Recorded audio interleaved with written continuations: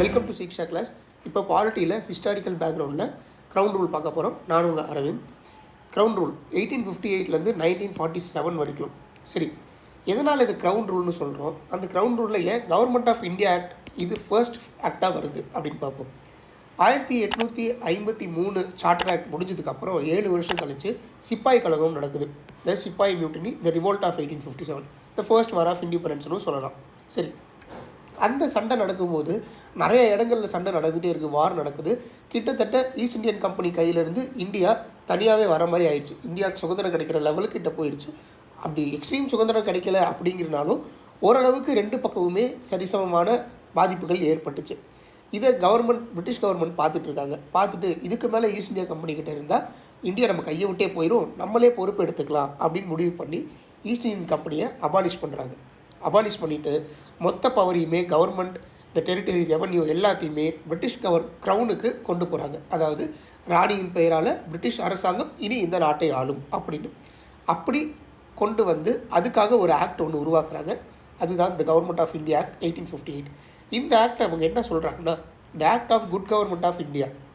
இனிவே company ரூலில் நடந்த அசம்பாவிதங்களும் அநியாயங்களும் இனி நடக்காது, இந்தியா ஒரு நல்ல ஆட்சி இனிமேல் அமையும் இந்தியாவில் அப்படின்னு சொல்லி இந்த கவர்மெண்ட் ஆஃப் இந்தியா ஆக்ட் அப்படின்னு சொல்லி உருவாக்குறாங்க. சரி, இந்த ஆக்டில் என்ன ஃபீச்சர்ஸ் இருந்தது அப்படின்னா, இனி இந்தியா ஹர் மெஜஸ்டியின் பெயரால், அங்கே ராணியின் பெயரால் இங்கே இனி ஆட்சி நடக்கும். அப்படி நடக்கிறதுக்கு கவர்னர் ஜெனரல் ஆஃப் இந்தியா அப்படின்ற பதவியை வைஸ்ராய் ஆஃப் இந்தியா அப்படின்னு மாற்றுறேன். இதுதான் முதல் ரூல். சரி, கவர்னர் ஜெனரல் ஆஃப் இந்தியாவாக கடைசியாக யார் இருந்தார்னா லார்ட் கேனிங், ரிவோல்ட் அப்போ இருந்தார். சரி, அவர் இப்போ வைஸ்ராய் ஆஃப் இந்தியாவாக பதவி இருக்கிறார். இந்த வைஸ்ராய் பதவி அப்படி இருக்கவர் என்ன பண்ணுவாங்கன்னா, டைரெக்டாக பிரிட்டிஷ் க்ரௌன், ராஜாவோ ராணியோ யார் அங்கே ஆட்சியில் இருக்காங்களோ அவங்களுக்கு டைரெக்டாக ரெஸ்பான்சிபிளாக இருப்பாங்க. அவங்கக்கிட்ட கேட்குறப்படுற கேள்விகளுக்கு எல்லாமே டைரெக்டாக இவங்க ராணிக்கும் ராஜாவுக்கும் தான் பதில் சொல்லுவாங்க. இந்த சிஸ்டமில் என்ன பண்ணுறாங்கன்னா, டபுள் கவர்மெண்ட், அதாவது பிட்ஸ் இந்தியா கவர்மெண்ட் 1784 உருவாக்குறாங்க இல்லையா, board of control and court of டைரக்டர்ஸ்னு, அதை ரெண்டையும் அபாலிஷ் பண்ணுறாங்க. பண்ணிவிட்டு செக்ரட்டரி ஆஃப் ஸ்டேட் ஃபார் இந்தியான்னு ஒரு புது பொசிஷன் உருவாக்குறாங்க. அவர் தான் complete authority and control over Indian administration. இந்திய நிர்வாகத்துக்கான முழு அதிகாரமும் கண்ட்ரோலும் அவர்கிட்ட தான் இருக்கும். அவர் யாருக்கு ரெஸ்பான்சிபிளாக இருப்பார், அவர்கிட்ட யாருக்கு கேள்வி கேட்குற உரிமை இருக்குது, அவர் யாருக்கு பதில் சொல்வார்னா பிரிட்டிஷ் பார்லிமெண்ட்டுக்கு. ஸோ க்ரௌனுக்கு வைஸ்ராய் பொறுப்பு, பிரிட்டிஷ் பார்லிமெண்ட்டுக்கு செக்ரட்டரி ஆஃப் ஸ்டேட் பொறுப்பு. சரி, இந்த செக்ரட்டரி ஆஃப் ஸ்டேட்டுக்கு அசிஸ்ட் பண்ணுறதுக்கு ஒரு 15 பேர் கொண்ட குழு இருக்காங்க. அவங்க ஒரு அட்வைசரி பாடியை செலக்ட் பண்ணுவாங்க. இதெல்லாம் பண்ணுங்கள், இதெல்லாம் பண்ண வேண்டாம் அப்படின்ற அட்வைஸ் கொடுப்பாங்க. அதுக்கேற்ற மாதிரியான அட்மினிஸ்ட்ரேஷனை செக்ரட்டரி ஆஃப் ஸ்டேட் பண்ணுவார். சரி, இந்த செக்ரட்டரி ஆஃப் ஸ்டேட்க்கு இந்தியாவில் ஏதாவது தவறு நடந்தால் அவர் பொறுப்பேற்றுக்கணும். அவரை சூ பண்ணுறதுக்கான எல்லா வாய்ப்பும் இங்கே இருக்குது. சரி, ஆக்ட் ஆஃப் 1858 என்னதான் பெரிய அட்மினிஸ்ட்ரேஷன் இம்ப்ரூவ்மெண்ட்டாக இருந்தாலும் இந்தியாவுக்கு தனி சுதந்திரம் கிடைக்கிறதுக்கோ தனி அரசாங்கம் கிடைக்கிறதுக்கோ இது எந்த விதமான முயற்சியும் எடுக்கலை, உபயோகமும் படலை. இதுதான் கவர்மெண்ட் ஆஃப் இந்தியா ஆக்ட் 1858. இதை பற்றின ஒரு சின்ன MCQ கொஷின்ஸ் படிப்போம். சரி, கவர்மெண்ட் ஆஃப் இந்தியா ஆக்ட் 1858 என்னன்னு சொன்னாங்க? Act of good governance of இந்தியாவா, குட் கவர்மெண்ட் ஆஃப் இந்தியாவா, இல்லை இந்தியன் அட்மினிஸ்ட்ரேஷனா, இல்லை கொலோனியல் ரிஃபார்ம்ஸா? Act of good government of India. Good governance கிடையாது, குட் கவர்மெண்ட். சரி, எந்த பொசிஷன் கவர்மெண்ட் ஆஃப் இந்தியா ஆக்டால் க்ரியேட் செய்யப்பட்டது? பிரிட்டிஷ் க்ரௌனுக்கு ரெஸ்பான்சிபிளாக இருக்கிறது யார்? Direct representative. க்ரௌனுக்காக நான் இங்கே இருக்கேன், அதாவது ராணியின் பேரால் நான் இங்கே வேலை செய்கிறேன்னு சொல்கிறது யாருன்னா வைஸ்ராய் ஆஃப் இந்தியா. சரி, அதே மாதிரி பிரிட்டிஷ் பார்லிமெண்ட்டின் பேரால் இங்கே இருக்கிறது யாருன்னா secretary of state of India. சரி, எந்த major institutional change government of India ஆக்டால் நடைபெற்றது? இந்த நாளுத்தில் எது நடந்ததுன்னு கேட்குறாங்க. ப்ரொவின்ஷியல் கவுன்சில், அதாவது மாகாணங்களில் கவுன்சில் உருவாக்குனாங்களா? இல்லை. Board of controlling court of டைரக்டர்ஸையும் அபாலிஷ் பண்ணாங்களா? ஆமாம். லோக்கல் கவர்மெண்ட் உருவாக்குனாங்களா? இல்லை. பவருக்கு க்ரௌனுக்கும் கம்பெனிக்கும் பிரித்து கொடுத்தாங்களா? இல்லை. So abolition of board of control court of directors.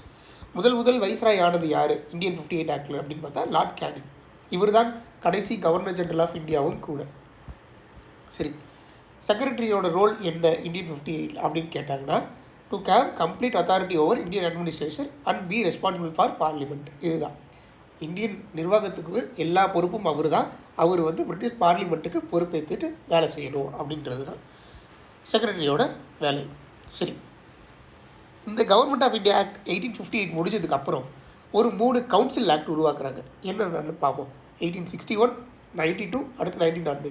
ஒரு குறிப்பிட்ட இடைவெளிகளில் நடத்துகிறாங்க. இந்த ரிவோல்ட் மாதிரி நம்ம கைவிட்டு போயிடக்கூடாது அப்படின்னா இந்தியன்ஸ் நம்மளோட நிர்வாகத்துலேயும் சட்டமீற்றும் அதிகாரத்துலேயும் இடம் கொடுத்தோம்னா அவங்க கொஞ்சம் பணிவாங்க, கொஞ்சம் தனிவாங்க, அவங்க கோபம் கொஞ்சம் குறையறதுக்கான வாய்ப்பு இருக்குதுன்னு முடிவு பண்ணி இந்தியன்ஸை உள்ளே சேர்க்கணும்னு முடிவு பண்ணி சில பல ரூல்ஸ் கொண்டு வராங்க. அதுக்கு பேர் தான் council act, Indian council act. அது 3 வருஷம் நடந்தது, 61, 92, 1909. சரி, ஃபர்ஸ்ட் 61 என்ன நடந்தது அப்படின்றத பார்ப்போம். 1861 தான் the beginning of representative institution by associating Indians with the law making process. சரி, இண்டியன்ஸை சட்டமீற்றும் அதிகாரத்தில் அவங்களுக்கான ரெப்ரசன்டேஷன் கொடுக்கணும், அவங்களுக்கான மதிப்பு கொடுக்கணும் அப்படின்றத முதல்ல உருவாக்குனது 1861 தான். அப்படி வைஸ்ராய் நாமினேட் செய்வார். எனக்கு இவங்கெல்லாம் வேணுன்றதை நாமினேட் பண்ணுவார்.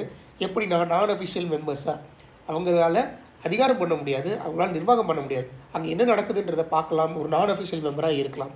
அப்படி 1862 லார்ட் கேனிங்கால் நாமினேட் செய்யப்பட்டது 3 பேர். பனாரஸ் ராஜா, பட்டிலியா மகாராஜா, சர் திங்கர் ராவ் அப்படின்ற 3 பேரை நான் அஃபிஷியல் மெம்பராக 1862 கேனிங் அப்பாயிண்ட் பண்ணுறாரு. சரி, இங்கேருந்து தான் இந்த ப்ராசஸ் ஆஃப் டீசென்ட்ரலைசேஷன் தொடங்குது. அதாவது சென்ட்ரலைசேஷன் நம்ம ஒன்று பார்த்துருப்போம். இங்கே 1773 தொடங்கி 1833 ஃபைனல் ஸ்டெப்புக்கு உருவாக்குச்சு. அதாவது மொத்த இந்தியாவையும் பிரிட்டிஷ் கண்ட்ரோலில் கொண்டு வரணுன்றது சென்ட்ரலைசேஷன். இங்கே இந்த ப்ராசஸ் ஆஃப் டீசென்ட்ரலைசேஷன், அதாவது இந்தியாவை அங்கங்கே பிரித்து கொடுக்குற வேலை, இந்தியாவுக்கே பிரித்து கொடுக்கறதுக்கான முதல் அடி எங்கே நடக்குதுன்னா 1861 தான். எப்படின்னா by restoring the legislative powers to Bombay and Madras. 1833 பிடுங்கிக்கிட்டாங்க இல்லையா, கவர்னர் ஜெனரல் ஆஃப் இந்தியா தான் இனிமேல் போடணும்னு. அந்த சட்டம் இயற்றும் அதிகாரத்தை பாம்பேவுக்கும் மெட்ராஸுக்கும் திருப்பி வழங்கப்பட்டது இந்த 1861 தான். ஸோ இது ரொம்ப ரொம்ப முக்கியம். சரி, இதுதான் என்ன பண்ணுதுன்னா ரிவர்ஸ் த சென்ட்ரலைசிங் டெண்டன்சி. அதாவது 1773 ஒருமயமாக்குதல் அப்படின்ற விஷயத்தை இந்த இடத்துல தான் சுக்குநூறாக உடைக்கிறாங்க. அதுக்கான ஸ்டார்டிங் பாயிண்ட் இங்கே தான் அப்படின்னு சொல்கிறாங்க. அப்படி லெஜிஸ்லேட்டிவ் கவுன்சில் பாம்பேக்கும் மெட்ராஸுக்கும் கொடுத்ததுக்கப்புறம் இன்னும் சில வருஷங்களில், அதாவது 1862, 86 and 97 பெங்கால் மாகாணம், north west province and Punjab இந்த இடத்துல ஒரு சட்டமன்றம் உருவாக்குறாங்க, லெஜிஸ்லேட்டிவ் கவுன்சில்ஸ் புதுசாக உருவாக்குறாங்க. சரி, அடுத்து 1860 தான் பட்ஜெட் அப்படின்ற ஒரு விஷயம் உருவாக்குறாங்க, இஷ்யூ பண்ணுறாங்க. ஃபர்ஸ்ட் இஷ்யூ பண்ணுறாங்க. இந்தந்த தொழில் இந்தந்த விஷயத்துக்கு, இப்போ மிலிட்ரினா இவ்வளோ செலவு பண்ணலாம், படிப்புக்கு இவ்வளோ செலவு பண்ணலாம் அப்படின்ற பட்ஜெட் அப்படின்ற விஷயம் 1860 தான் உருவாகுது. சரி, போர்ட்ஃபோலியோ சிஸ்டம் அப்படின்ற ஒன்றை வைஸ்ராய் உருவாக்குறாரு. என்னடா அது போர்ட்ஃபோலியோ சிஸ்டம்னா, இந்த துறைக்கு இவர் தலைவராக இருப்பார், அந்தந்த துறையை அவர் பார்த்துப்பாங்க. இலாக்கா அப்படின்னு சொல்லுவாங்க இல்லையா, இப்போ உயர்கல்வித்துறை, கல்வித்துறை, பால்வளத்துறை அப்படின்னு நிறைய விஷயங்கள் பிரித்து இருக்கு இல்லையா நம்ம மினிஸ்ட்ரியில், அந்த மாதிரியான விஷயம் தான் போர்ட்ஃபோலியோ. இந்த விஷயத்தை லார்ட் கேனிங் தான் முதல்ல 1859 கொண்டு வரார். சரி, அப்புறம் வைஸ்ராய்க்கு ஒரு முக்கியமான பவர் ஒன்று இருக்குது, அதாவது ஆர்டினன்ஸ் பவர், அவசரகால சட்டம் இயற்றும் அதிகாரம். எமர்ஜென்சி டைமில் இப்போ ஒரு சட்டம் இயற்றணும்னா ஒரு சட்டமன்றத்தில் அதை பற்றி விவாதிப்பாங்க, அதை ஓட்டெடுப்பாங்க, அதை கவர்னருக்கு போகும், கவர்னர் அப்ரூவ் பண்ணதுக்கப்புறம் அது சட்டமாகும். அப்படி இல்லையா, அப்படி தான் பிரிட்டிஷ்லேயும் நடக்கும், அதை பார்லிமெண்ட்டை தான் இங்கேயும் ஃபாலோ பண்ணுறோம். சரி, இந்த மாதிரி அவசர கால நேரத்தில், இப்போ உதாரணத்துக்கு ஜல்லிக்கட்டுக்கு அவசர கால நேரத்தில் போட்டு நடத்தலான்னு சொல்லி முடிவெடுத்தாங்க இல்லையா, அந்த மாதிரி வைஸ்ராய்க்கு சென்ட்ரல் லெஜிஸ்லேட்டிவ் கவுன்சிலில் 6 மாத காலத்துக்கு அவருடைய சட்டம் செல்லும் அப்படின்ற அவசர கால சட்டம் இயற்றும் அதிகாரம் 1861 ஆக்டில் தான் அவருக்கு கொடுக்கப்படுது. ஸோ இதெல்லாம் ரொம்ப முக்கியமான விஷயங்கள், பார்த்து வச்சுக்கோங்க. அடுத்து இந்தியன் கவுன்சில் ஆக்ட் ஆஃப் 1892. இப்போ இது வரைக்கும் என்னென்ன பவர்ஸ்லாம் கொடுத்தாங்கன்னு பார்ப்போம். இப்போ அதிலேருந்து கொஞ்சமாக ஒரு 20 வருஷம் கழித்து அடுத்தது நடக்குது. என்ன அப்படின்னு பார்த்தா, இந்த நான் அஃபிஷியல் மெம்பர்ஸ் இருக்காங்க இல்லையா, அதை சென்ட்ரல்லையும் ப்ராவின்ஷியல்லையும் அதிகப்படுத்துகிறாங்க. ப்ராவின்சஸ்னால் மாகாணங்கள், ஸ்டேட்ஸ், சென்ட்ரல்லையும் ஸ்டேட்ஸ்லேயும் நான் அஃபிஷியல் மெம்பர்ஸாக இருக்கிறவங்கள அதிகப்படுத்துகிறாங்க. அதுபோக பட்ஜெட்டுன்னு ஒன்று உருவாக்குனாங்க இல்லையா, அதை பற்றின விவாதங்கள் நடத்துறதுக்கான உரிமை 892 தான் கிடைக்குது. அப்புறம் அதை பற்றின கேள்விகளும் கேட்கலாம். யாரெல்லாம் அதை பற்றி எக்ஸிக்யூட்டிவ்ஸ் இருப்பாங்க இல்லையா, இதை நடைமுறைப்படுத்துகிற ஐஏஎஸ் ஆஃபீஸர்ஸோ ஐபிஎஸ் ஆஃபீஸர்ஸோ இருப்பாங்க இல்லையா, அவங்கக்கிட்ட நான் அஃபிஷியல் மெம்பர்ஸ் கேள்வி கேட்குற உரிமை 1892 தான் வழங்கப்பட்டது. சரி, இந்த நாமினேஷன் ஸ்டேட்லேயும் சென்ட்ரல்லையும் நடக்குது இல்லையா, இதுக்கான விஷயம் ஸ்டேட்லேயும் சென்ட்ரல்லையும் நடக்கிற விஷயம் எப்படி நாமினேட் பண்ணுறாங்க அப்படின்னு பார்த்தா, சென்ட்ரலில் வைஸ்ராய் பண்ணுவார். வைஸ்ராய் அவருக்கு தெரிந்த காமர்ஸ், எஜுகேஷன் மினிஸ்டர் அவங்களாம் கேட்டு நாமினேட் பண்ணுவார். ப்ராவின்சியஸில் மாகாணங்களில் Bombay, Madras, Punjab, north west province இங்கெல்லாம் கவர்னர் யார் யார் அப்பாயிண்ட் பண்ணிக்கலாம் நான் அஃபிஷியல் மெம்பர்ஸ்ன்றது முடிவு பண்ணுவாங்க. சரி, இந்த ஆக்டில் தான் இந்த நான் அஃபிஷியல் மெம்பர்ஸ்க்கான நாமினேஷன் ப்ராசஸ் தொடங்குச்சு. எலெக்ஷனுன்ற வார்த்தையை பயன்படுத்தாமல் ஒருத்தரை அப்பாயிண்ட் பண்ணி நம்ம வைக்கலான்ற நாமினேஷன் முறை 1892 தான் நடந்தது. சரி, இதுதான் இந்தியன் கவுன்சில் ஆக்ட் ஆஃப் 1892. அடுத்து இந்தியன் கவுன்சில் ஆக்ட் ஆஃப் 1909, மிக மிக முக்கியமான ஒரு ஆக்ட். சரி, இந்த ஆக்டை மின்டோ மார்லி ரிஃபார்ம்ஸ்னு சொல்லுவாங்க. அதாவது மின்டோ அப்படிங்கிறவர் வைஸ்ராயாக இருந்தார் அப்போ கேனிங்க்கு அப்புறம், மார்லி அப்படிங்கிறவர் செக்ரட்டரி ஆஃப் ஸ்டேட்டாக இருந்தார். அதனால் இதை வந்து மின்டோ மார்லி ரிஃபார்ம்ஸ்னு சொல்லுவாங்க. சரி, அப்படி இந்த ஃபீச்சர்ஸ் என்னென்ன பண்ணாங்க அப்படின்னு பார்த்தா, சென்ட்ரல்லையும் ப்ராவின்சஸ்லையும் இருக்கிற லெஜிஸ்லேட்டிவ் கவுன்சிலில் இருக்க நாமினேட்டட் மெம்பர்ஸ் இருப்பாங்க இல்லையா, அவங்களோட சைஸை அதிகப்படுத்துகிறாங்க. இந்தியன்ஸோட மெம்பர்ஸை அதிகப்படுத்துகிறாங்க. எப்படின்னா 16லேருந்து 60க்கு. சரியா, அதில் 26 பேரை நாமினேட் செய்கிறாங்க, 34 பேரை எலெக்ஷன் முறையில் தேர்ந்தெடுக்கிறாங்க. அது எப்படி பண்ணுறாங்கன்றதை பின்னாடி பார்ப்போம். சரி, இதில் அஃபீஷியல் நான் அஃபீஷியல் அப்படின்ற ஒரு விஷயத்தை உருவாக்குறாங்க. அஃபீஷியல்னால் அவங்களுக்கும் சட்டமீட்டும் அதிகாரத்தில் அதிகாரங்கள் உண்டு, அவங்களும் ஏதாவது பண்ணலாம் அப்படின்ற மாதிரி. சரி, அந்த அஃபீஷியல் மெஜாரிட்டியை சென்ட்ரலும் நான் அஃபீஷியல் மெம்பர்ஸ் அதிக பேர் இருக்கலாம் இந்தியன்ஸ் அப்படின்றத ஸ்டேட்ஸ்லேயும் கொண்டு வராங்க. சரி, இப்போ உதாரணத்துக்கு ஒரு ரெசல்யூஷன் ஒன்று கொண்டு வராங்கன்னு வச்சுப்போம். பட்ஜெட்டில் நாங்கள் இந்த இலாக்காவுக்கு இவ்வளோ செலவு பண்ணுறோம் அப்படின்னா, அதில் ஏன் இவ்வளோ செலவு பண்ணுறீங்க, இன்னும் ஏன் பண்ணக்கூடாது அப்படின்றக்கூடிய சப்ளிமெண்ட்ரி கொஷின்ஸை சென்ட்ரலையும் ஸ்டேட்லையும் கேட்கலான்ற உரிமை இந்த ஆக்டில் தான் கொண்டு வராங்க. இதில் 1909. சரி, இப்போ எக்ஸிக்யூட்டிவ் கவுன்சிலில் ஒரு அஃபீஷியல் மெம்பர் இருக்கார் அப்படின்னு சொல்லிட்டோம் இல்லையா. 34 பேர் எலெக்டட் பண்ணாங்க. அஃபீஷியல் மெஜாரிட்டி சென்ட்ரல் லெஜிஸ்லேட்டிவ்ல இருக்குது. அப்படி அஃபீஷியலாக எக்ஸிக்யூட்டிவ் கவுன்சிலில் ஒருத்தர் வரார். அது யார் அப்படின்னா, இந்தியன் சத்யேந்திர பிரசாத் சின்ஹா அப்படிங்கிற இந்தியனை வைஸ்ராயோட எக்ஸிக்யூட்டிவ் கவுன்சிலில், அதாவது சட்டத்தை நடைமுறைப்படுத்துகிற கவுன்சிலில் அப்பாயிண்ட் பண்ணுறாங்க. என்னவானா அவர் ஒரு லா மெம்பராக அப்பாயிண்ட் பண்ணப்படுறார். சரி, இதெல்லாம் லெஜிஸ்லேட்டிவ் சட்டம் இயற்றும் சட்டமன்றம் அதிகாரத்தை பொறுத்தது. அடுத்து என்ன பண்ணுறாங்கன்னு பார்த்தா, ரொம்ப முக்கியமான விஷயம், இங்கே தான் கம்யூனல் ரெப்ரசன்டேஷன், ரிசர்வேஷன் சொல்கிறோம் இல்லையா, அந்த மாதிரி கம்யூனல் ரெப்ரசன்டேஷன் ஒன்று உருவாகுது. அதாவது முஸ்லீம்களுக்கு செப்பரேட் எலக்ட்ரேட், அவங்களுக்குன்னு தனி தொகுதி ஒதுக்கிடுவாங்க. அந்த இடத்துல முஸ்லீம்கள் இருப்பார், அவரை தேர்ந்தெடுக்கிறதுக்கு முஸ்லீம் மக்கள் மட்டும்தான் ஓட்டு போடுவாங்க. இந்த மாதிரி ஒரு கம்யூனலிசம் அதை உருவாக்கி அதை லீகலைஸ் பண்ணது யாருன்னா லார்ட் மின்டோ அவர்கள்.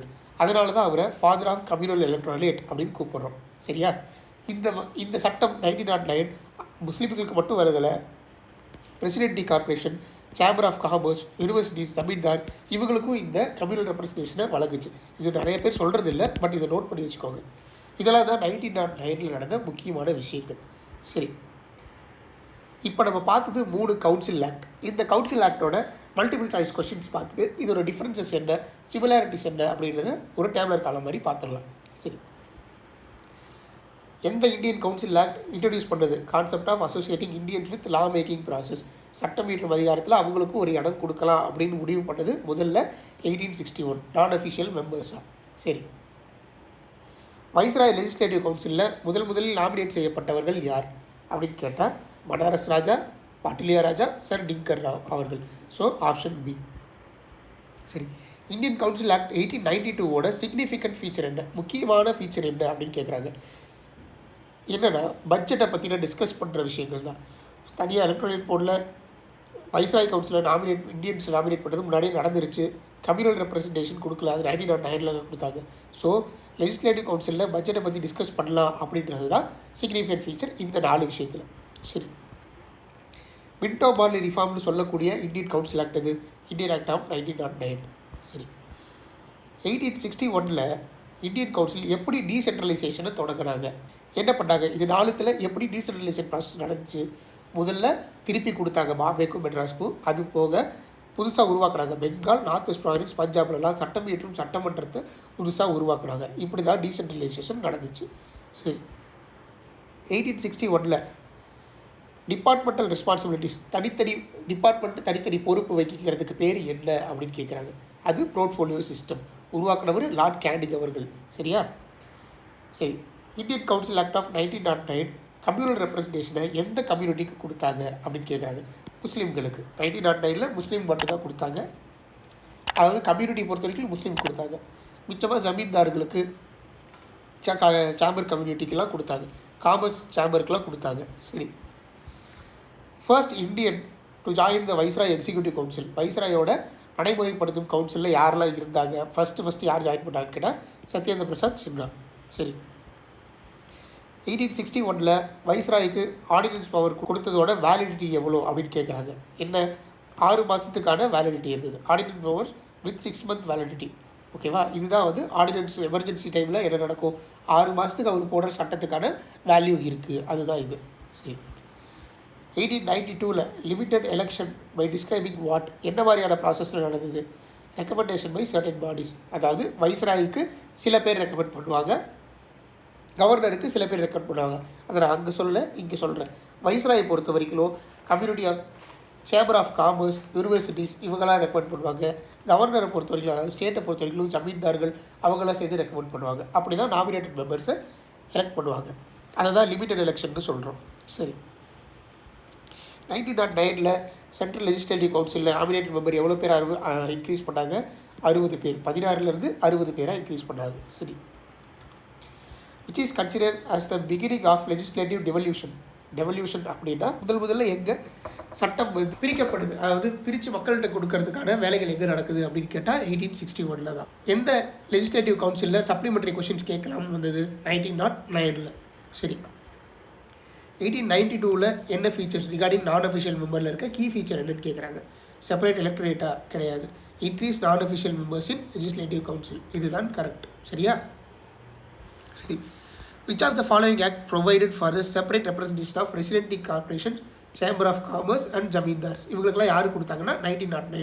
இது ரொம்ப முக்கியமான கொஷின்ஸ், நிறைய பேர் நிறைய இடத்துல நடத்துறதில்லை, பார்த்து வச்சுக்கோங்க. 1909 முஸ்லீம்களுக்கு மட்டும் வழங்கப்படலை separate representation for presidency corporation, universities, chamber of commerce and ஜமீன்தார்ஸ்க்கும் கொடுக்கப்பட்டது. சரி, அடுத்து இந்தியன் கவுன்சில் ஆக்டை பொறுத்த வரைக்கும் என்னென்னு கேட்குறாங்க. போர்ட்ஃபோலியோ சிஸ்டம் 1861 போர்ட்ஃபோலியோ சிஸ்டம் உருவாக்கப்பட்டது. வைஸ்ராய்ஸ்க்கு ஆர்டினன்ஸ் பவர் உருவாக்கப்பட்டது. டபுள் கவர்மெண்ட் அபாலிஷ் பண்ணப்பட்டது. இங்கே இல்லை, 1858. So 1 and 2 is correct. சரி, 1892 என்னென்ன கரெக்டுன்னு கேட்குறாங்க. ஃபர்ஸ்ட் எலெக்ஷன் ஒன்று உருவாக்குச்சா அப்படின்னு கேட்குறாங்க. எஸ், நாமினேட்டட் எலெக்ஷன் நடந்துச்சு. லெஜிஸ்லேட்டிவ் கவுன்சிலில் பட்ஜெட்டை பற்றி டிஸ்கஸ் பண்ணலாமா? Yes. Nomination of Indians to viceroy executive council, இது 1909 சத்யேந்திர பிரசாத் சின்ஹாவால் நடந்தது. So answer 1 and 2 only. சரி, இந்தியன் கவுன்சில் ஆக்ட் ஆஃப் 1909 படி எது correct? Communal representation of Muslim correct. Non official major in legislative council இல்லை, ப்ராவின்ஷியல் கவுன்சிலில் தான் வந்து லெஜிஸ்லேட்டிவ் சென்ட்ரலாக ப்ராவின்ஷியலாக கொடுக்கல. ஸோ அது தப்பு. இந்தியன்ஸ் வந்து ரெசல்யூஷன் பண்ணலாமா பட்ஜெட்லனா? Yes. So 1 and 3 is correct. சரி, 1861 பொறுத்த வரைக்கும் என்னதுன்னு கேட்குறாங்க. Restore the powers to Bombay and Madras? Yes. Create new legislative assembly in Punjab 1862? Correct. It empowered viceroy to legislate for all provinces? கிடையாது. So answer 1 and 2 only. சரி, இந்தியன் கவுன்சில் ஆக்ட் ஆஃப் 1909 பொறுத்த வரைக்கும் என்னென்ன? It increase the members in both central and provincial legislative council. S, increase பண்ணப்பட்டது. Provincial legislative council வந்து நான் official மெஜாரிட்டியா? Yes. சென்ட்ரலில் தான் official majority. Separate representation for presidency corporations? Yes. எதுக்கு? Presidency corporations, chamber of commerce, zamindars and universities. So all 1, 2, 3 and correct. சரி, differences பார்த்துருவோம், similarities and differences. சரி, 1861 என்ன நடந்தது? இந்தியன்ஸை லெஜிஸ்லேட்டிவ் ப்ராசஸில் கொண்டு வரலான்னு முடிவு பண்ணுறாங்க. இங்கே நான் அஃபிஷியல் மெம்பர்ஸுக்கு பண்ணுறாங்க, இங்கே முஸ்லீம்ஸ்க்கு செப்பரேட் எலக்ட்ரேஷன் கொடுக்குறாங்க. வைஸ்ராய் எக்ஸிக்யூட்டிவ் கவுன்சிலில் ஒருத்தர் அப்பாயின்மெண்ட்டும் பண்ணப்படுறாங்க. லெஜிஸ்லேட்டிவ் கவுன்சில் எங்கெல்லாம் உருவாக்குறாங்க? இங்கே பெங்கால், பஞ்சாப், நார்த் வெஸ்ட் ப்ராவின்சஸ்லாம் உருவாக்குறாங்க. இங்கே கவர்னர் வந்து அதுக்கான இதை வந்து அப்பாயின்ட் பண்ணப்படலாங்கிற உரிமை கிடைக்குது 92. 1909 சென்ட்ரல் ப்ரொவின்சஸில் எல்லாத்தையுமே நம்பர் அதிகப்படுத்துகிறாங்க, மக்களை அதிகப்படுத்துகிறாங்க. டீசென்ட்ரலைசேஷனுக்கு என்ன நடந்தது? இங்கே வந்து திருப்பி கொடுக்கப்பட்டது பாம்பே அண்ட் மெட்ராஸ் அண்ட் புதுசாக உருவாக்கப்பட்டது. இங்கே அப்படி எதுவும் பண்ணலை. இங்கேயும் அதுக்கான ஃபோக்கஸ் எதுவும் கொடுக்கல, ஆனால் கம்யூனல் ரெப்ரஸன்டேஷன் கொடுக்குறாங்க. லெஜிஸ்லேட்டிவ் கவுன்சிலில் எக்ஸ்பேண்ட் பண்ணுறாங்க. ஸோ இதெல்லாம் தான் டீசென்ட்ரலைசேஷனில் நடக்குது. சரி, லெஜிஸ்லேட்டிவ் பவர்ஸ் சட்டமீற்றும் அதிகாரத்தை பொறுத்த வரைக்கும் வைஸ்ராய்க்கு ஆர்டினன்ஸ் பவர் 1862 எக்ஸ்ட்ரா கிடைக்குது. இங்கே வந்து லெஜிஸ்லேட்டிவ்ஸ் வந்து பட்ஜெட்டை பற்றி டிஸ்கஸ் பண்ணலாம், ஆனால் கேள்வி கேட்க முடியாது. இங்கே சப்ளிமெண்ட்ரி கேள்வி கேட்கலாம், பட்ஜெட்டில் வந்து ரெசல்யூஷன்ஸ் பாஸ் பண்ணலான்றது கிடைக்குது. சரி, எலெக்ஷன் சிஸ்டம்ஸ் இங்கே வந்து எலெக்ஷனும் நடக்கலை, 3 பேரை நாமினேட் பண்ணப்படுறாங்க. இங்கே சில பேரை நாமினேட் பண்ணப்படுறாங்க, அஃபிஷியல் மெம்பர்ஸ் அதிகப்படுத்துகிறாங்க சென்ட்ரல் ஸ்டேட்லேயும். இங்கே வந்து டைரக்ட் எலெக்ஷன் சில பேருக்கு நடக்குது, முஸ்லீம்ஸ்க்கு தனியான எலக்ட்ரலேட் கொடுக்குறாங்க. சரி, போர்ட்ஃபோலியோ சிஸ்டம்ன்றது 1862 மட்டும்தான் உருவாக்கப்பட்டது. அதை தான் தொடர்ந்து ஃபாலோ பண்ணிருக்காங்க, புதுசாக இது உருவாக்கல. கம்யூனல் ரெப்ரஸன்டேஷன் அப்படின்றது வந்து 1909 தான் உருவாகுது முஸ்லீம்ஸ்க்கு. கம்யூனிட்டி பொறுத்த வரைக்கும் முஸ்லீம்ஸ்க்கு, அதர் பீப்புள்னு பார்த்தா ஜமீன்தார், சேம்பர் ஆஃப் காமர்ஸ்க்குலாம் நடக்குது. சரி, யாரெல்லாம் கீ ஃபிகர்ஸ் இங்கே வந்து 1862 பார்த்தா பனாரஸ் மகாராஜா, பட்டிலியா மகாராஜா, சர் திங்கர் ராவ். இங்கே அப்படி 92 யாரும் கிடையாது. 1909 சத்யேந்திர பிரசாத் சின்ஹா. சரி, இதுதாங்க. இது நீங்கள் படித்து பார்த்தீங்கன்னா உங்களுக்கே புரியும். ரொம்ப ஈஸியாக தான் இருக்கும். ஹிஸ்டாரிக்கல் சிக்னிஃபிகன்ஸ் என்ன நடந்தது, இங்கே தான் ஃபர்ஸ்ட் லெஜிஸ்லேட்டிவ் ஸ்டார்ட் ஆச்சு, டீசென்ட்ரலைசேஷன் ஸ்டார்ட் ஆச்சு, அது இன்க்ரீஸ் ஆச்சு, இங்கே வந்து செப்பரேட் எலக்ட்ரேட் நடந்துச்சு. சரி, இதுதான் கவுன்சில் ஆக்ட். 3 கவுன்சில் ஆக்ட் பொறுத்த வரைக்கும் சிமிலாரிட்டிஸ் அண்ட் டிஃபரன்ஷியேஷன்ஸ். சரி, அடுத்து நம்ம பார்க்க போகிறது கவர்மெண்ட் ஆஃப் இந்தியா ஆக்ட். அடுத்து இல்லை, இதுக்கப்புறம் வரது எல்லாமே கவர்மெண்ட் ஆஃப் இந்தியா ஆக்ட்ன்ற பேரில் வரும். கடைசியாக இண்டிபெண்டன்ஸ் ஆக்ட். சரி, government of India act 1919. 1920 British government என்ன பண்ணுறாங்கன்னா, ஒரு gradual introduction of responsible government உருவாக்குவோம் அப்படின்னு சொல்கிறாங்க இந்த ஆக்டில். அப்படி 1919 இன்ட்ரடியூஸ் பண்ணப்பட்டு 1921 வந்தது தான் மான்டேக் கிளெம்ஸ்ஃபோர்ட் ரிஃபார்ம்ஸ். மான்டேக் அப்படிங்கிற ஒரு செக்ரட்டரி, கிளெம்ஸ்ஃபோர்ட் அப்படிங்கிற ஒரு வைஸ்ராய். சரி, இந்த ஆக்டில் என்னென்ன நடந்தது அப்படின்னு பார்ப்போம். இங்கே என்ன பண்ணுறாங்கன்னா, central control over the provinces அதை வந்து ரிலாக்ஸ் பண்ணுறாங்க. எங்கன்னா சென்ட்ரல் அண்ட் ப்ராவின்ஷியல் சப்ஜெக்ட்ஸில். அதாவது சென்ட்ரல் சில இதில் சப்ஜெக்ட் பண்ணுவாங்க, ஸ்டேட் சில இதில் போடுவாங்க இல்லையா, அதில் எல்லாத்துலேயுமே சென்ட்ரல் வந்து ரொம்ப இறுக்கமாக பிடிச்சிருந்தாங்க, தளர்த்துறாங்க. அதை கண்ட்ரோலில் வந்து கொஞ்சம் தளர்த்தப்படுது. அது எல்லாத்தையுமே வந்து அவங்கவுங்க ஸ்டேட்டுக்கு ஏற்ற மாதிரியான சட்டங்களை போட்டுக்கலான்ற மாதிரி ஒரு இது கொண்டு வராங்க, ஸ்ட்ரக்சர் கொண்டு வராங்க. சரி, அப்படி கொண்டு வரும்போது ப்ராவின்சஸில் வந்து ட்ரான்ஸ்ஃபர்ட் அண்ட் ரிசர்வ்டு சப்ஜெக்ட், அதாவது ஸ்டேட்டில் ட்ரான்ஸ்ஃபர்ட் அண்ட் ரிசர்வ் சப்ஜெக்ட் கொண்டு வராங்க. அது என்ன ட்ரான்ஸ்ஃபர்ட் சப்ஜெக்ட் அப்படின்னா, கவர்னர் மினிஸ்டரோட உதவிகளால் சட்டம் இயற்றலாம். இதில் health care, education, local government, industries, agriculture இதிலெல்லாம். ரிசர்வ்டு சப்ஜெக்ட்னா கவர்னருக்கான மட்டுமே, கவர்னரும் அவரோட கவுன்சிலும் மட்டும் சட்டம் இயற்றும் விஷயங்கள், லா and order, finance, land reforms மாதிரியான விஷயங்கள். இந்த மாதிரியான 2 ஸ்கீம் ஆஃப் கவர்மெண்ட், இந்த ட்ரான்ஸ்ஃபர்ட் ரிசர்வ்டுங்கிறது தான் டையார்கி அப்படின்னு சொல்லுவாங்க. டையார்கினா டபுள் ரூல், அவரும் ரூல் பண்ணுவாங்க, நீங்களும் ரூல் பண்ணுறாங்கிற மாதிரி. சரி, இது ஒரு இது. அடுத்து பைகேமரலிசம் அண்ட் டைரக்ட் எலெக்ஷன்ஸ். பைகேமரலிசம் அப்படின்னா, பைகேமரலிசம் அதாவது 2 ஹவுஸ் இருக்கணும். இப்போ நம்ம பார்லிமெண்ட்டில் லோக்சபா அண்ட் ராஜ்யசபான்னு 2 இருக்குது. அந்த மாதிரி இருக்கிறதுக்கு பேர் பைகேமரலிசம். முன்னெல்லாம் ஸ்டேட்டில் வந்து state legislative assembly, state legislative council அப்படின்னு 2 இருந்தது. தமிழ்நாட்டில் கூட இருந்தது. நவம்பர் 1, 1986 எம்ஜிஆர் அவர்கள் வந்து இந்த கவுன்சிலை வந்து வேணான்னு சொல்லி கேன்சல் பண்ணப்பட்டது. அந்த மாதிரி 2 ஹவுஸ், ஒரு ஸ்டேட்டுக்கு இல்லை ஒரு சென்ட்ரலுக்கு 2 ஹவுஸ் இருக்கிறதுக்கு பேர் பைகேமரலிசம். சரி, அந்த மாதிரியான பைகேமரலிசம்க்கான மெம்பர்ஸை டைரக்ட் எலெக்ஷன் மூலிமா தேர்ந்தெடுக்கணும்னு முடிவு பண்ணுறாங்க. இந்த டைரக்ட் எலெக்ஷனுக்கு தேவையான சில க்ரைட்டீரியாஸ் இருக்குது. அது என்னென்னு பார்ப்போம். ஃபஸ்ட் இந்த பைகேமரலிசத்தை முடிச்சுடுவோம். பைகேமரலிசம் 2 ஹவுஸ் இருக்கும், லோயர் ஹவுஸ், அப்பர் ஹவுஸ். அதுக்கு டைரக்ட் எலெக்ஷன் மூலிமா தேர்ந்தெடுக்கிறாங்க. சரி, இப்போ வைஸ்ராய் எக்ஸிக்யூட்டிவ் கவுன்சிலில் லா மெம்பராக சத்யேந்திர பிரசாத் சின்ஹா ஒருத்தர் இருந்தார். இப்போ அதில் 3 பேராக ஆட் பண்ணுறாங்க. இன்னும் 2 பேர் சேர்த்து 6ல் 3 பேர் இந்தியன்ஸ் இருக்காங்க.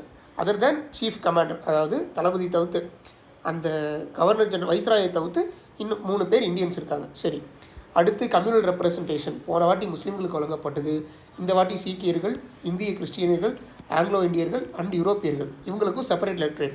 அவங்கவுங்க மக்கள் மட்டும் தேர்ந்தெடுத்துக்குவாங்க. சரி, இந்த பைகேமரலிசம்ல டைரக்ட் எலெக்ஷன் ஒன்று பார்த்தோம் இல்லையா, அது எப்படி பண்ணுறாங்க அப்படின்னா, 3 விஷயத்தை வச்சு. ஒன்று சொத்து இருக்கணும், டேக்ஸ் கட்டுறவனாக இருக்கணும், படித்தவனாக இருக்கணும். இந்த மாதிரி லிமிட்டட் பீப்புளுக்கு தான் ஓட்டு போட்டு டைரெக்டாக தேர்ந்தெடுக்கிற உரிமை இருந்தது. சரி, அடுத்து ஹை கமிஷனர் ஆஃபீஸ்னு ஒன்று உருவாக்குறாங்க. அவங்க வந்து சில ஃபங்க்ஷன், செக்ரட்டரி ஆஃப் ஸ்டேட் ஃபங்க்ஷனோட சில ஃபங்க்ஷனை பார்ப்பாங்க. லண்டன்லேருந்து பார்ப்பாங்க, இந்தியாவுக்கு லண்டன்லேருந்து பார்ப்பாங்க. அடுத்து பப்ளிக் சர்வீஸ் கமிஷன் உருவாக்குறாங்க. இங்கே தான் சென்ட்ரல் பப்ளிக் சர்வீஸ் கமிஷன் 1926 ரெக்ரூட்மெண்ட்டுக்காக உருவாக்கப்படுது. அப்புறம் பட்ஜெட்டை பிரிக்கிறாங்க. அதாவது ஸ்டேட்டுக்கு தனி பட்ஜெட், சென்ட்ரலுக்கு தனி பட்ஜெட்னு பிரிக்கிறாங்க. சரியா, இதுதான் இந்த 1919 ஆக்டில் முக்கியமாக நடந்த விஷயங்கள். சரி, அந்த 1919 முடிஞ்சதுக்கப்புறம் சைமன் கமிஷன் ஒன்று நடக்குது. அதாவது பல போராட்டங்கள் நடக்குது இந்தியாவில். அதுக்கேற்ற மாதிரி எங்களுக்கான சட்டங்கள் வேணும், எங்களுக்கான உரிமைகள் வேணும்னு மக்கள்லாம் போராடுறாங்க. பெரிய பெரிய தலைவர்கள்லாம் போராடுறாங்க, காந்திஜி, நேரு போன்ற தலைவர்கள்லாம் போராடுறாங்க.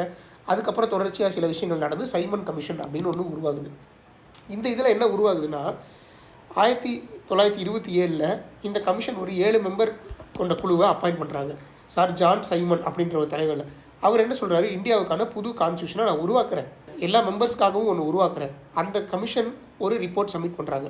என்னென்னா, நாங்கள் வந்து டையார்கியை கேன்சல் பண்ணுறோம், அபாலிஷ் பண்ணுறோம். அதாவது ட்ரான்ஸ்ஃபர் ரிசர்வ் சப்ஜெக்ஷன் இருக்காது, ஒரு ரெஸ்பான்சிபிள் கவர்மெண்ட்டை உருவாக்குறோம், பிரிட்டிஷ் இந்தியா பிரின்சி ஸ்டேட்ஸ்லாம் வந்து தனித்தனியாக உருவாக்க ஹெல்ப் பண்ணுறோம். கம்யூனல் எலக்ட்ரேட் இந்த அவங்களுக்கு செப்பரேட் எலக்ட்ரேட் இருக்குல்ல, அதெல்லாம் கண்டினியூ பண்ணுறோம், இந்த மாதிரிலாம் ப்ரொப்போசல்லாம் கொடுக்குறாங்க. ஆனால் இந்தியன்ஸ் இதை ஏற்றுக்க மறுக்கிறாங்க. ஏன்னா இது பேப்பர் அளவில் தான் ஒரு கான்ஸ்டியூஷனல் ரிஃபார்மாக இருக்கே தவிர்த்து இதில் இந்தியன்ஸ் யாருமே கிடையாது.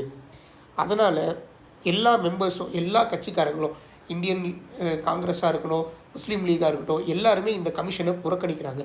புறக்கணிக்கப்பட்டாலும் இந்த ரிப்போர்ட் சப்மிட் ஆகுது. இதெல்லாம் தான் வச்சு சொல்கிறோம், இது ஒரு கான்ஸ்டியூஷன் உருவாகிறதுக்கு இதெல்லாம் நாங்கள் கொஞ்சம் வச்சு பண்ணித்தரோம் உங்களுக்கு அப்படின்ற மாதிரி ஒரு கமிட்டி ரிப்போர்ட் சொல்கிறாங்க. அப்புறம் இந்த கமிஷனோட ரிப்போர்ட் எல்லாத்தையுமே எடுத்து வர அடுத்த கவர்மெண்ட் ஆஃப் இந்தியா ஆக்டில் இன்கார்பரேட் பண்ணிக்கலான்ற மாதிரியும் பேச்சுவார்த்தை நடக்குது. அதுக்கு நடுவில் கம்யூனல் அவார்டுன்னு ஒன்று நடக்குது. என்னென்னா இது வரைக்கும் communal representation Muslims, Sikh, Anglo Indians, Indian Christians and யூரோப்பியன்ஸுக்கு கொடுக்கப்பட்டது. இந்த தடவை டிப்ரெஸ்டு கிளாஸ் பீப்புள்ஸ்க்கும், அதாவது ஷெட்யூல்டு கிளாஸ் மெம்பர்ஸ்க்கும் கொடுக்கப்படுது. அதுக்கு அம்பேத்கர் ஒரு வழி பண்ணுறாரு. அதை அப்ரூவ் பண்ணி ராம்சே மெக்டானல்ட் அப்படின்ற பிரிட்டிஷ் பிரைம் மினிஸ்டர் 1932 ஒரு அவார்டு கொடுக்குறாரு. அதுதான் கம்யூனல் அவார்டு அப்படின்னு. இதை காந்திஜிக்கு பிடிக்கல. இந்த மாதிரி பண்ணும்போது ஹிந்துஸ் பிளவுபடுவார்கள் அப்படின்னு முடிவு பண்ணி காந்திஜி ஃபாஸ்டிங் போகிறாரு.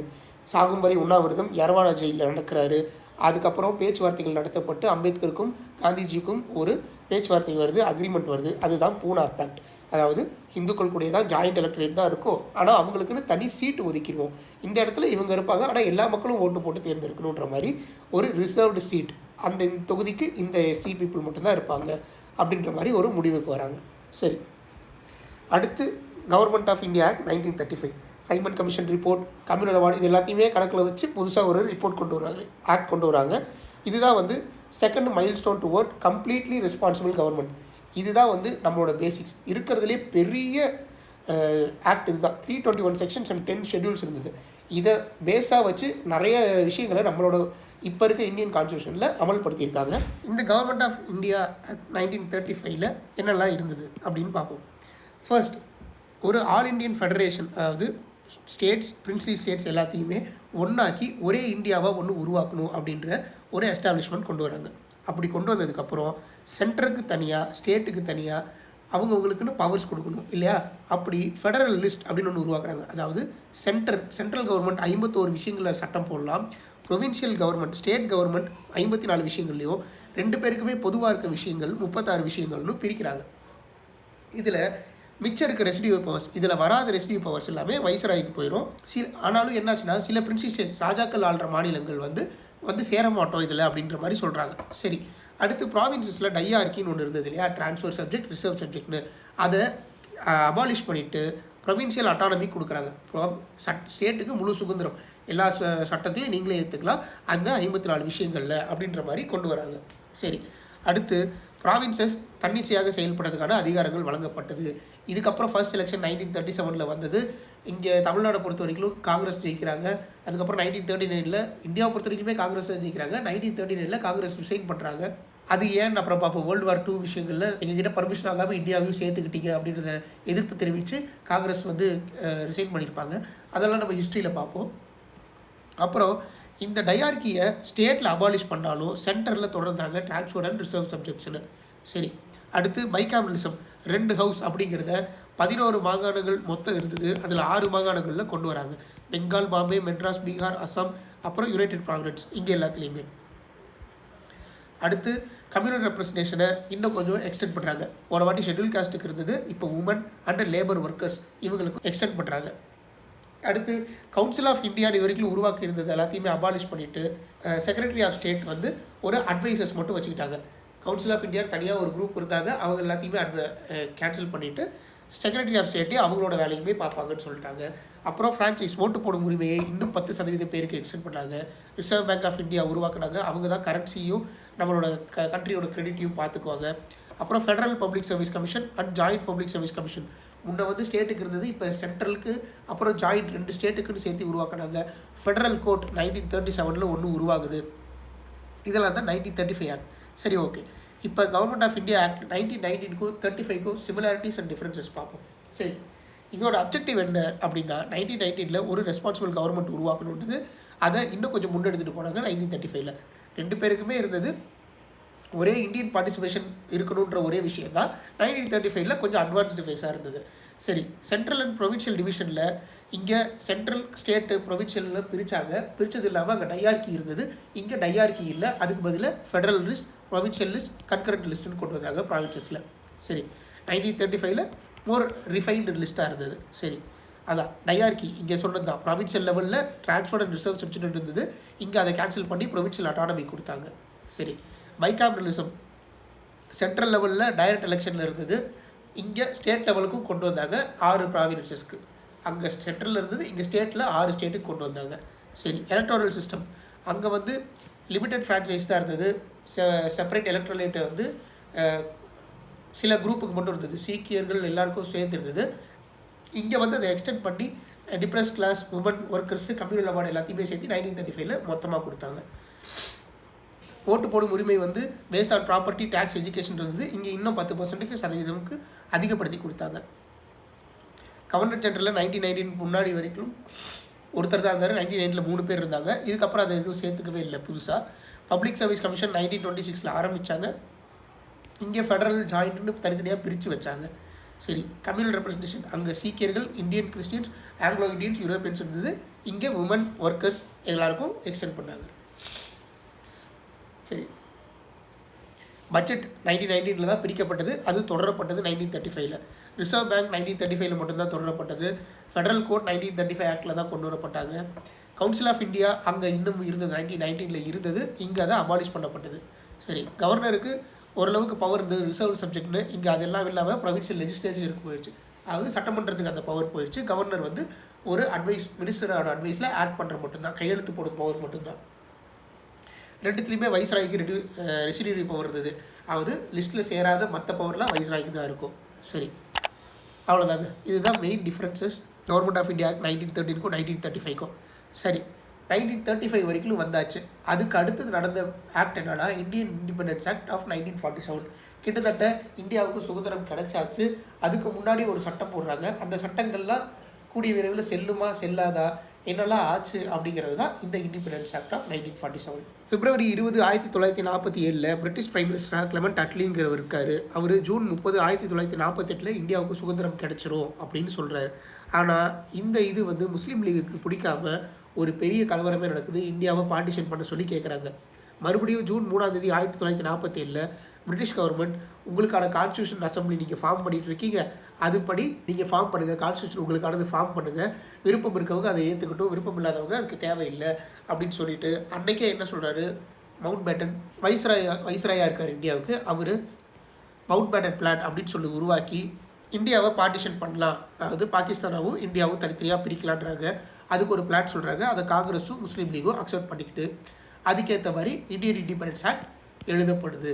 சரி, இந்த ஆக்டில் என்னென்ன இருந்துச்சு, இந்தியாவுக்கு ஆகஸ்ட் 15 சுதந்திரம் வந்துடும், இந்தியாவும் பாகிஸ்தானும் தனித்தனி நாடுகளாக பிரிக்கப்படும், வைஸ்ராய் அபாலிஷ் செய்யப்படுவார், அந்த பதவி அபாலிஷ் செய்யப்படும், இந்தியா வந்து சாவரினாக இருக்கும், பிரிட்டிஷுக்கு கீழே இருக்காது, பிரிட்டிஷ் அரசாங்கத்துக்கு கீழே இருக்காது, 2 பேருக்கும் தனித்தனியான கான்ஸ்டியூஷன் அசம்பிளி உருவாக்கி தந்துடுவோம், நீங்கள் அதுக்கான உங்களுக்கு தேவையான சட்டங்களை ஏற்றிக்கலாம், பிரிட்டிஷ் பார்லிமெண்ட்டுக்கு எந்த கட்டுப்பாடும் பண்ண தேவையில்லை, ஏன் இந்த இந்தியன் இண்டிபெண்டன்ஸ் ஆக்டையே கூட நீங்கள் வேணான்னு சொல்லிக்கலாம், உங்களுக்கான இது உருவானதுக்கப்புறம் எந்த பிரிட்டிஷ் சட்டங்களும் 1947 ஆகஸ்ட் 15 அப்புறம் பாஸ் செய்யப்படாது, அது வந்து உங்கள் மேலே திணிக்கப்படாது அப்படின்ற மாதிரி சொல்கிறாங்க. செக்ரட்டரி ஆஃப் ஸ்டேட்டையும் அபாலிஷ் பண்ணுறாங்க. இனி பிரிட்டிஷ் வந்து உங்களுக்கு தலைமை இருக்காது அப்படின்னு சொல்லி விலகிக்கிறாங்க. இந்தியன் பிரின்ஸ்லி ஸ்டேட் அதோட ட்ரைபல் ஏரியாஸ் எதுக்கு மேலேயுமே பிரிட்டிஷோட ஆதிக்கம் இருக்காது அப்படின்னு சொல்கிறாங்க.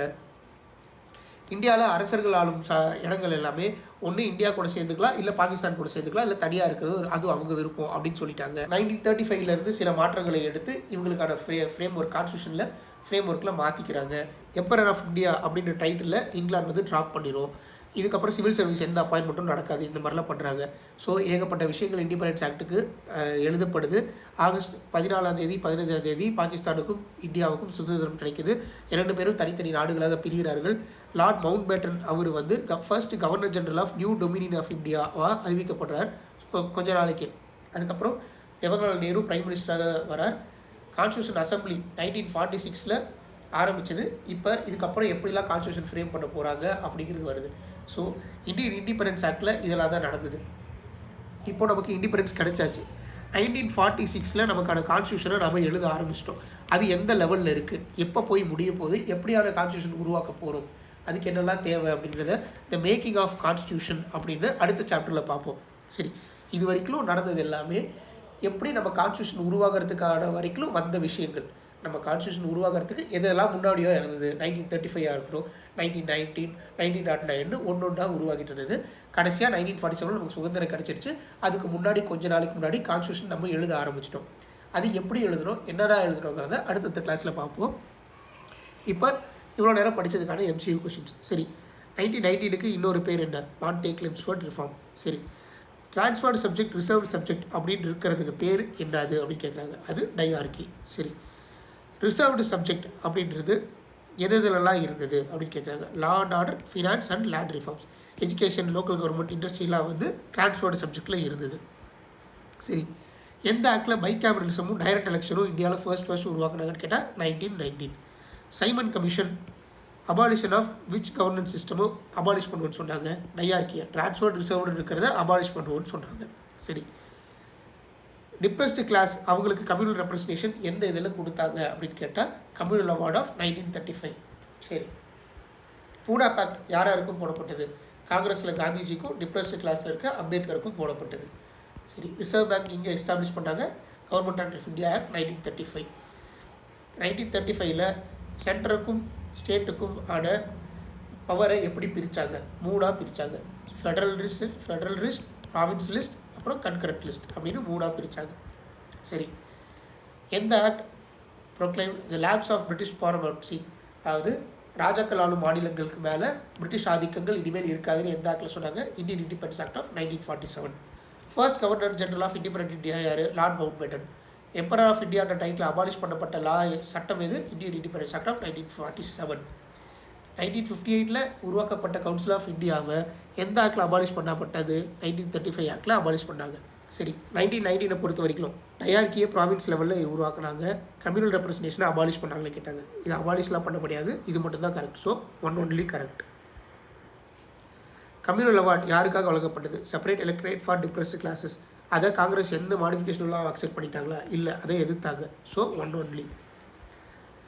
கவர்மெண்ட் ஆஃப் இந்தியா ஆக்டை பொறுத்த வரைக்கும் டையார்கி சென்ட்ரலில் இருந்தது, பைகேமரலிசமும் ப்ராவின்ஸில் அபாலிஷ் பண்ணாங்களா, இல்லை, பைகேமரலிசம் இருந்தது, டையார்கி தான் அபாலிஷ் பண்ணாங்க. So only. Independence act viceroy abolish பண்ணாங்க. It require constitution assemblies of both to adopt 1935 permanently. கிடையாது, அடாப்ட் பண்ணிக்கணும்லாம் சொல்லலை, அபாலிஷ் மட்டும் தான் பண்ணாங்க. So only. சைமன் கமிஷனை பொறுத்த வரைக்கும் அவங்க என்ன சொன்னாங்க, அபாலிஷ் பண்ணுறோம், டையார்கி அபாலிஷ் பண்ணுறோம், கம்யூனல் ரேட் கண்டினியூ பண்ணுறோன்னு சொன்னாங்க. அது போக இன்னும் 2 இருக்குது. So both 1 and 2. ஸோ இவ்வளோ தான் பாலிட்டியோட ஹிஸ்டாரிக்கல் பேக்ரவுண்ட். இது தான் ஒரு வாட்டி நல்லா ரிவிஷன் பண்ணிக்கோங்க. இதில் வந்து கொஷின்ஸ் கேட்க வாய்ப்பு இருக்குது. ஏன்னா போன வாட்டி குரூப் 2ல் வந்து ஒரு கொஷின் கேட்டாங்க, எங்கே வந்து டீசென்ட்ரலைசேஷன் ஸ்டார்ட் ஆச்சுன்னு. அதே மாதிரி குரூப் 1லேயும் சில பல கொஷின்ஸ் கேட்டிருந்தாங்க. டையார்கி அபாலிஷ் பண்ணது எந்த சிஸ்டமில், 1935 1947 அந்த கொஷின் கேட்டிருந்தாங்க. இதுலேருந்து ஒரு கொஷின் வர வாய்ப்பு இருக்குது. நீங்கள் நல்லா இதை ஒரு வாட்டி நல்லா ரிவிஷன் பண்ணிக்கோங்க, உங்களால் ஈஸியாக இதில் வர கொஷின்ஸை அட்டன் பண்ண முடியும். ஸோ நெக்ஸ்ட் கிளாஸில் பார்க்கலாம்.